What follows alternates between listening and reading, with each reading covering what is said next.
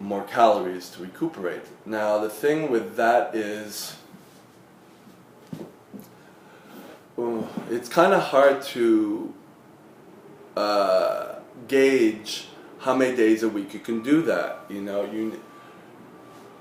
if you do it once a week and you don't weight train other than once a week, obviously you go past 3 days, and then you're going to start losing the gains that you were about to get, and then your metabolism slows down quite a lot. Well, it goes back to what it was, let's say for example. And it would be quite hard to be able, depending on your level of experience in weight training, to be able to do the same intensity several days a week without overtraining, in the sense, central nervous system fatigue, where you're tired, you can't get up, your heart rate is really high, and you're about to get into exhaustion because you're overdoing it. So it all depends on what your level of fitness is in terms of the weight training and your tolerance to the weight training and your time to recuperate. Now, it's the more calories you burn, like I said at the beginning of this video, versus taking in, will put you in a calorie deficit, and over time you'll start losing weight.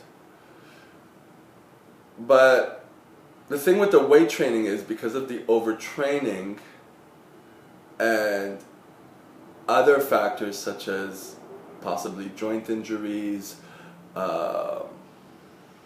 possibly micro tears in the tendons and ligaments that over time can get chronic pains, you have to take those into account. So I've done it, but for me it had more downs than ups to it. So you kind of learn this over time. You can also do weight training in a circuit type fashion, in a lower rest between sets type fashion, to keep your heart rate and your metabolism up higher during the workout.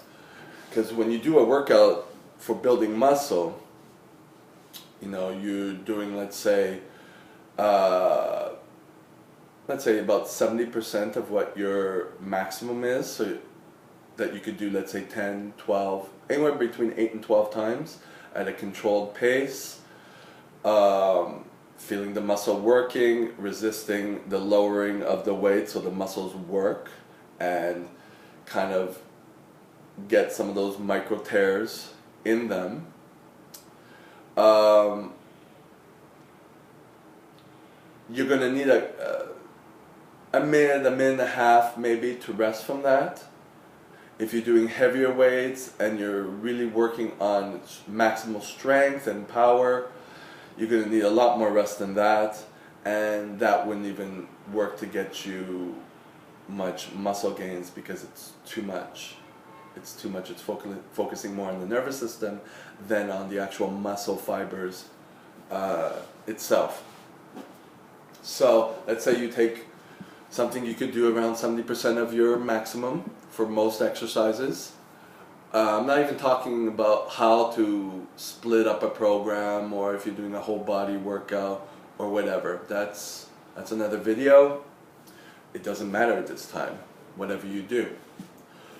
If you lower the time between the sets, instead of going 90 seconds or 60 seconds, you bring it to 30 or 15 seconds. You're not going to recuperate it completely between each set or between each exercise. Your cardiovascular system is going to kick in more. Over time, depending, if you have a good aerobic base, if you do cardio exercise regularly for a long period of time, meaning at least 3 months, consistently, you might have a good aerobic base to begin with, and your recuperation will be faster. The problem with that is if you're doing that as your ways to burn calories, it's almost like cardio exercise. So if the cardiovascular exercise is pretty intense, going up at upwards of 80 or even 90%, sometimes 60, but let's say 85% of your maximum heart rate or your maximum oxygen consumption, you will probably be burning calories at a faster rate, let's say 45 minutes after the exercise. And then after that it goes back to normal. So that's it. Whereas weight training for building muscle, if you do it properly, you can go up to 3 days of having a faster metabolism. So with the cardiovascular exercise or the weight training in circuits, because you're going to need that rest between the sets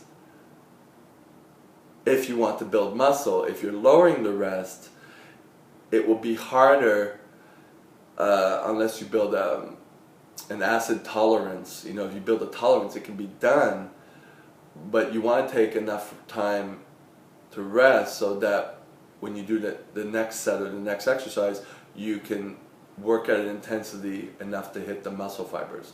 If you're lowering the rest between the sets and you're trying to stimulate your cardio and your metabolism, you might not have enough rest, so you might stop when things are burning, as opposed to getting at the muscle fiber and breaking it down, if you understand what I'm saying. So to do that, sure, it stimulates the muscle, but it's not going to make it grow, really. So you would have to up the frequency. Do more of those circuits on the daily or every other day, a few times a week.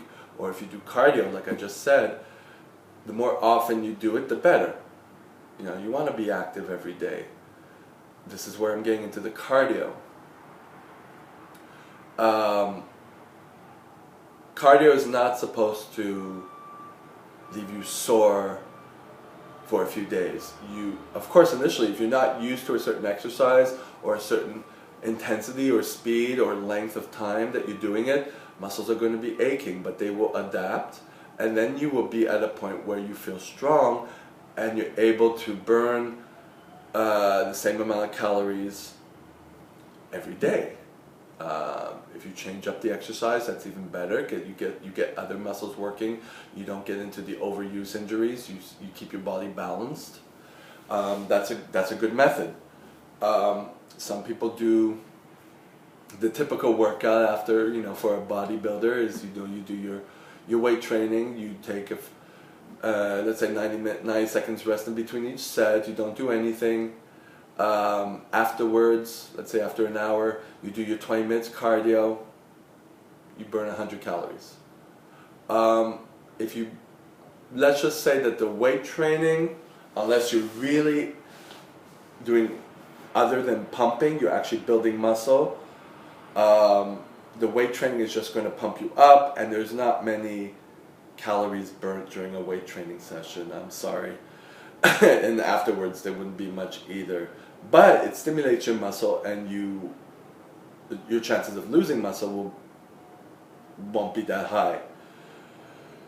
But if you're calorie restricting, if you're lowering what you do in your diet, then the chances of you losing muscle are greater, and then that slows down your metabolism.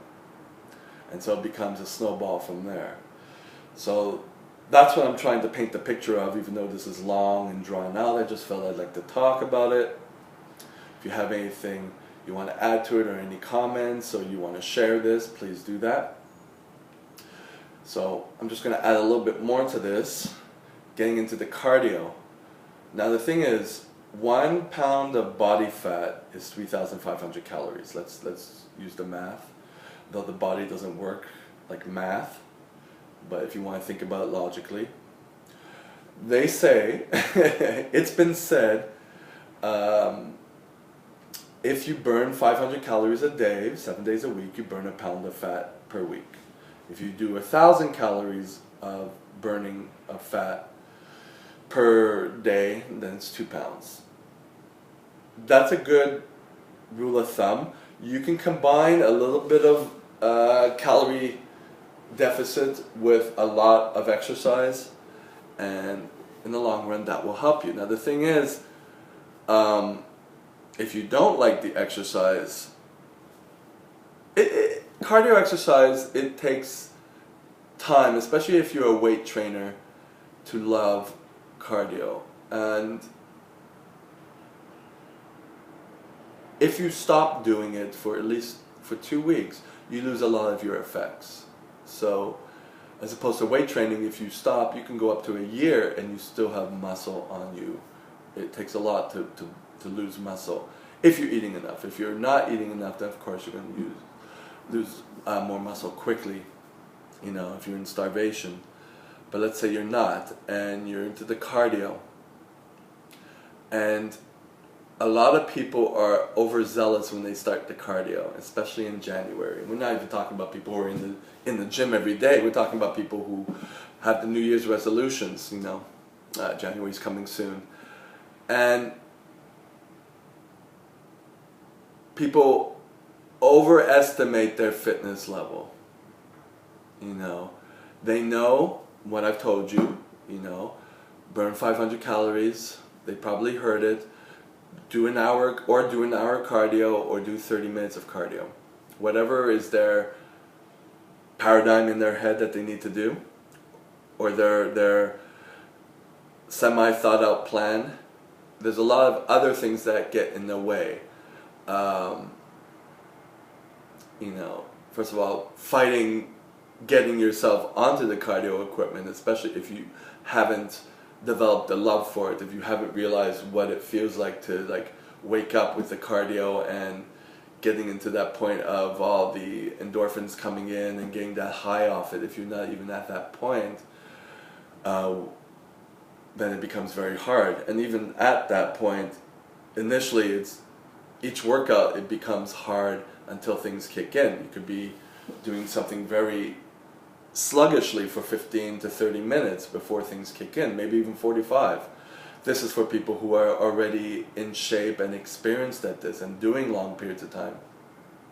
So let's say you're doing your 20 minutes of cardio after your weight training, and you're burning 100 calories. So if you're going 7 days a week, you're burning 700 calories. That means it's going to take you more than 4 weeks to burn a pound of fat.